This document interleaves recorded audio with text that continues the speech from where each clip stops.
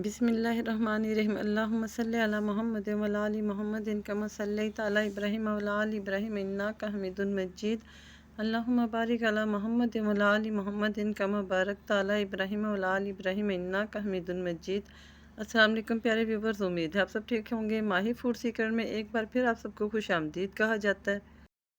जैसा कि आप सब लोग जानते हैं कि बकरा ईद में बहुत कम दिन रह गए हैं और गर्मी का ज़ोर जो है वो भी दिन ब दिन बढ़ता जा रहा है। तो चूँकि बकरा ईद होगी और दावतें होंगी तो उसमें मीठे का होना तो बहुत ही ज़रूरी है।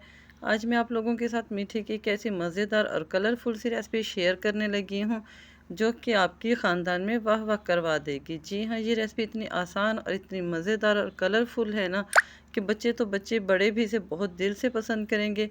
इस रेसिपी को बनाने के लिए चलते हैं हम फ्लेम की तरफ। सबसे पहले यहाँ पे मैंने लिया है 1 लीटर रॉ मिल्क, जिसको कि हमने फ्लेम पे गर्म होने के लिए रख दिया है। इसी दूध में से हमने थोड़ा सा दूध साइड पे एक प्याली में निकाल लिया है। इस दूध में हम डालेंगे 3 खाने के चम्मच वनीला कस्टर्ड के। आप अपने फ्लेवर के हिसाब से जो भी लेना चाहें कस्टर्ड ले सकते हैं, क्योंकि कुछ बच्चों को स्ट्रॉबेरी पसंद होता है और मेरे बच्चों को क्योंकि बनाना पसंद है तो यहाँ पे मैं बनाना फ्लेवर ले रही हूँ।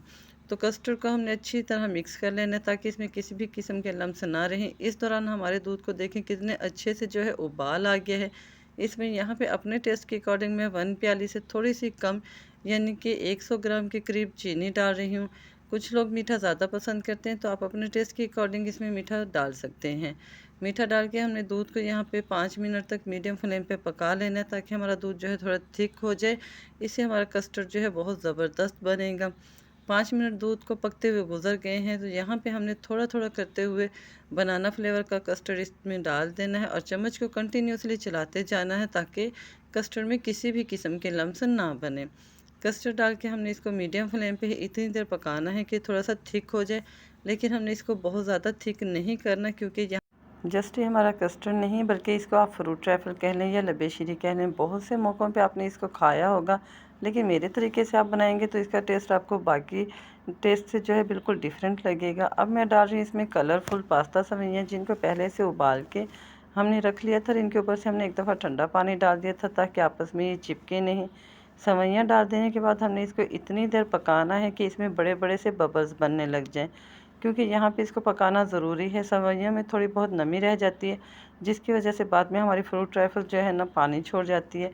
तो जैसा कि आपको स्क्रीन पे नज़र आ रहा है, जब इस तरह के बड़े बड़े बबल्स बनना शुरू हो जाएं तो इसका मतलब है कि आपका कस्टर्ड यहाँ पे बिल्कुल परफेक्ट पक के तैयार हो गया है। और अब हमने इसको कर दिया है साइड पे और थोड़ी देर के लिए छोड़ दिया था रूम टेम्परेचर पे ताकि ये अच्छे से ठंडा हो जाए। और देखिए माशाल्लाह इसके ऊपर कितनी मोटी लेयर बनी है, ये बिल्कुल यहाँ पे ठंडा हो गया है।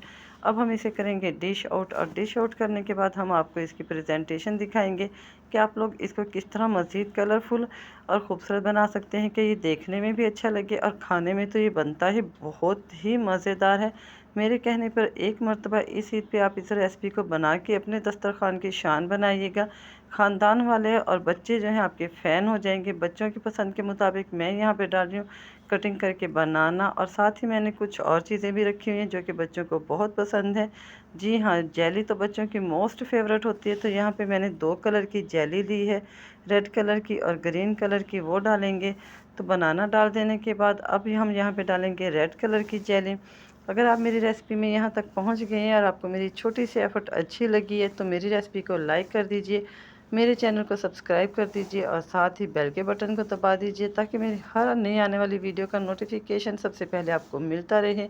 और जो मेरे पुराने व्यूवर्स के लिए दिल से शुक्रिया, क्योंकि उनका एक शेयर, एक लाइक और कमेंट जो है मुझे बहुत ज़्यादा ग्रो करने में मदद देता है, मेरा हौसला बढ़ता है। और न्यू चाहने वालों को से रिक्वेस्ट है कि आप भी हमें अपने अच्छे अच्छे कमेंट से आगाह कीजिए और हमारी वीडियो को ज़्यादा से ज़्यादा शेयर करें ताकि मेरी छोटी सी एफ़र्ट जो है ना भरपूर तरीके से बहुत ज़्यादा लोगों तक फैले और मुझे आगे ग्रो करने में मदद दे। अब मैं डाल रही हूँ इसमें थोड़े से अंगूर। आपके पास जो भी फ्रूट अवेलेबल हो आप डाल दीजिए। जितना ज़्यादा आप इसमें फ्रूट डालेंगे उतना ही बच्चों के लिए हेल्दी है और उनको बहुत ज़्यादा पसंद आएगा।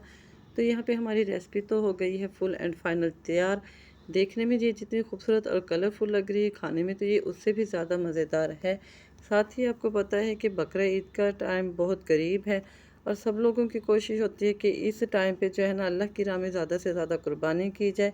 तो यहाँ पे मेरी आप लोगों से एक छोटी सी रिक्वेस्ट है कि जानवर कुर्बान करने के साथ साथ आप लोग दिलों में एक दूसरे के लिए जो नफ़रत और बुग़्ज़ है इसे भी कुर्बान कर दीजिए और दिलों में एक दूसरे के लिए मोहब्बत पैदा करें।